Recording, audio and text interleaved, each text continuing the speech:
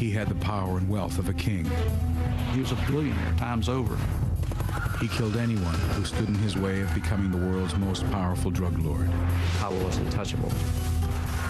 He terrorized the nation of Colombia and made an enemy of the most powerful nation on earth. Drug money. He was the crown jewel. He is what we wanted. Pablo Escobar and his cocaine cartel became bigger than his own government.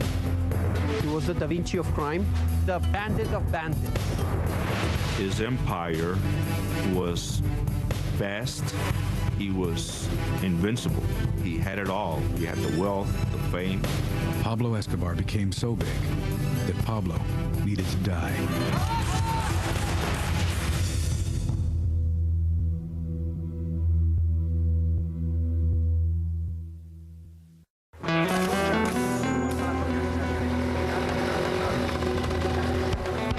December 2nd, 1993. A team of heavily armed police officers converge on a two-story row house in the Los Olivos neighborhood of Medellin, Colombia. This moment is the culmination of the largest manhunt in history. The United States has devoted all of its intelligence and military assets to finding Pablo Escobar. Hundreds of millions of dollars. Its most elite troops and some of its most secret units. After all this time, all this money and effort and bloodshed, they'd finally found him. I never really knew that much about Pablo Escobar until I was working on my book, Black Hawk Down.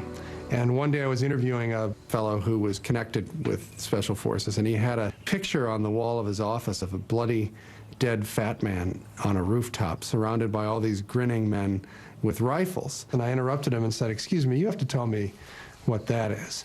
And he said, "That, my friend, is Pablo Escobar. I keep that picture on my wall to remind me that no matter how rich you get in this life, you can still be too big for your britches."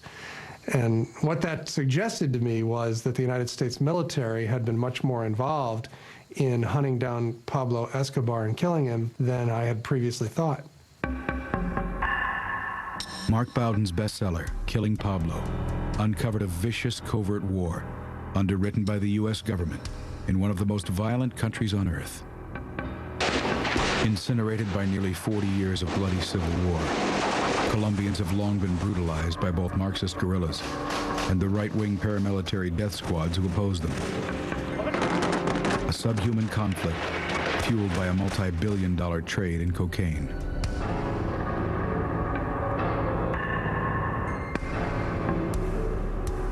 Colombia's ascension to its place as the kidnapping and terror capital of the world began in a 1950s era of political turmoil. Colombians refer to that period simply as La Violencia, which means just the violence. There were hundreds of thousands of people killed, and for no real reason. There was no coherent structure to the conflict. It was just Colombia. Sparked by the revolutionary rhetoric of Che Guevara and Fidel Castro, bandits roamed the jungles and perfected the Colombian art of terror. The Colombians themselves have a joke that they tell about how God made their country so beautiful. Its tall Andes mountains, its tropical jungles, its beaches, its fertile soil, that he evened the score by populating their country with the most evil race of men.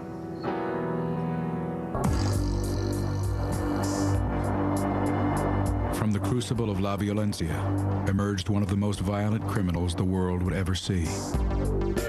Pablo Escobar was born in 1949, right in the middle of this period of La Violencia, so his childhood was set in the context of this bloodletting. Escobar's criminal career starts modestly in the 1960s in his hometown Medellin as a small-time racketeer and marijuana dealer. Pablo was a dope smoker from a fairly early age. Colombia was known here in the United States for being a source of some of the strongest, most potent marijuana in the world. America's counterculture establishes a robust market for Colombian marijuana.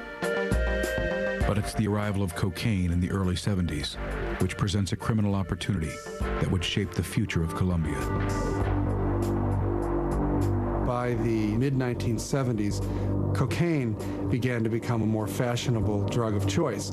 And this was perfect for a smuggler in Colombia because it's a difference between why carry an elephant when you could put a mouse in your pocket. We have a very big jungle, and the countryside has a very little presence by the government and by the state. Most of the area outside the cities is really wild territory. So a certain amount of law and order exists within the cities, but outside the cities, in the mountains and in the jungle, there's very little law and order. And it's in that lack of authority and in that lack of presence of the state where most of the problems brew, where most of the coca has been growing, where most of the violent conflicts and the violence originates.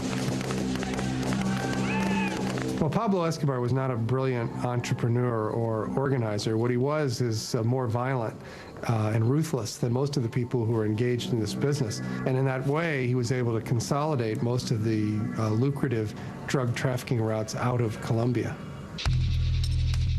In 1975, Escobar offers to sell 14 kilos of cocaine to Medellin drug boss Fabio Restrepo. Pablo set up his first deal with Fabio Restrepo. They saw him as a sort of a common street criminal, and they definitely underestimated him. 3 weeks later, Restrepo was found dead. And they were informed sort of unceremoniously that they now worked for Pablo Escobar. Pablo introduced a level of violence into the business that they were not used to, and so they were really in over their heads. Escobar expands his business by putting police and judges in his pocket. What Pablo learned about law enforcement from a young age in Medellin was that it could be bought. Those who were determined enough to come after him or honest enough to continue to pursue him and arrest him would be killed. Fueled by America's appetite for the white powder, Escobar's power grows exponentially. He became the king of cocaine, the titular head of the Medellin cartel. And the Medellin cartel had the reputation, well-deserved in my opinion, of being one of the most ruthless, violent, murderous criminal organizations in the world. The Colombian cartels were the one that introduced the drug to the U.S. and sold them in U.S. streets. So they had a huge business. Well, Pablo began making more money than certainly anyone in Colombia had ever seen before. He spent his money lavishly on anything that struck his fancy. He built an extravagant estate for himself in the middle Magdalena Valley, which he called Napolis. He had a zoo at his ranch. You're talking about Colombia. A guy had elephants, zebras, rhinoceroses. He imported exotic animals, had planes, helicopters. He was invincible. He had it all. He had the wealth, the fame. It is a lifestyle Pablo fiercely protects. Colombia was a place where, certainly in the underworld, if you wanted to survive, you had to be more feared than your rivals. And so Pablo cultivated his reputation for violence. One of the stories that I was told is that at a dinner party at his house, his people caught someone stealing silverware from his kitchen. He had the waiter who stole the silverware bound hand and foot and then kicked him into the swimming pool and had his guests all watch this man drown and announced that this is what happened to anyone who stole from Pablo Escobar. He was a terrible criminal. He used terrorism in a way that Colombia never before had seen. As the Medellin cartel grows in power, Marxist guerrilla movements such as FARC also grow in strength.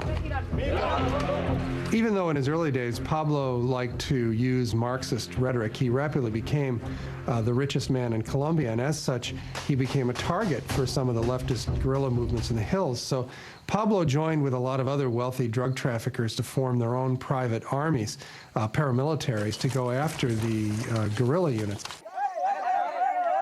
Two of the early paramilitary leaders who Pablo worked with were Fidel and Carlos Castaño. Mi padre es secuestrado en el año. My father was kidnapped in the year of '79 by the FARC guerrillas. Guerrillas de las FARC. Our lives turned 180 degrees. 380 grados, éramos campesinos. With the Colombian government unable to protect its citizens from Marxist guerrillas, Carlos Castaño and brother Fidel establish a paramilitary army called the AUC.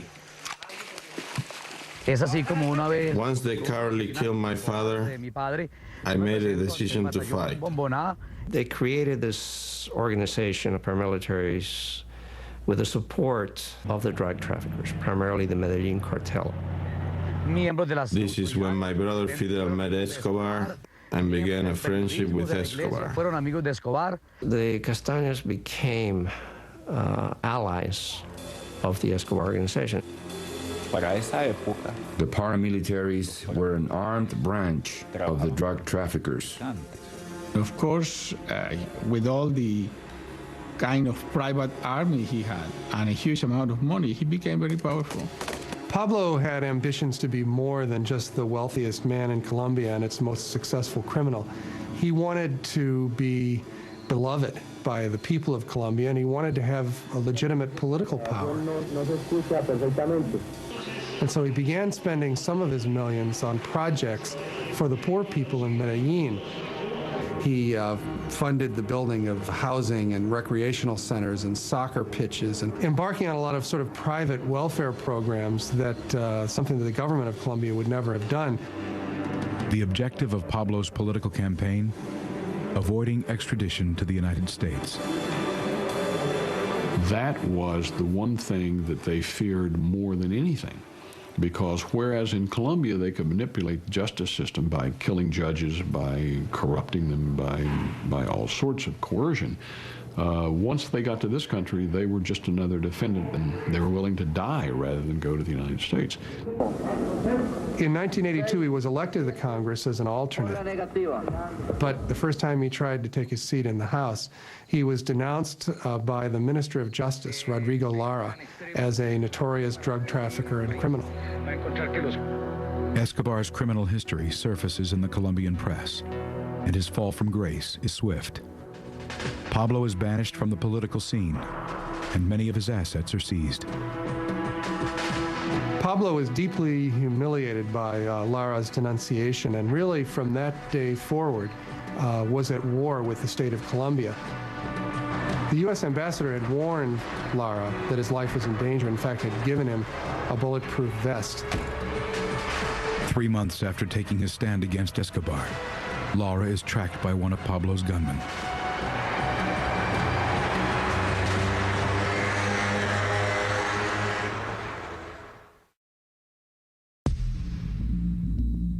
Justice Minister Rodrigo Lara is the first Colombian to take a stand against drug lord Pablo Escobar. April 30th, 1984. Lara is followed from his office by one of Escobar's hired guns.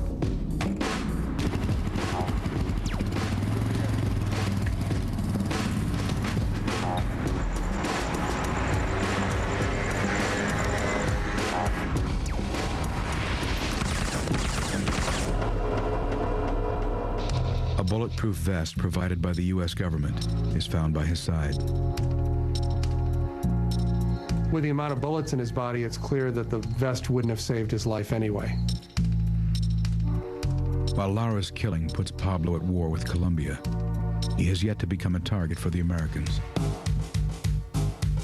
Well, initially, Pablo Escobar and the other drug traffickers were considered to be sort of romantic, dashing figures. In programs like Miami Vice here in the United States, they were portrayed as somewhat romantic figures. Assuming the risks of drug use was considered to be part of what made it cool.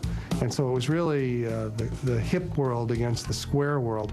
The square world was sort of epitomized by the Reagan administration program, which was Nancy Reagan's Just Say No program. Little kids doing drugs, it turns my stomach. Don't mess with them. Just say no.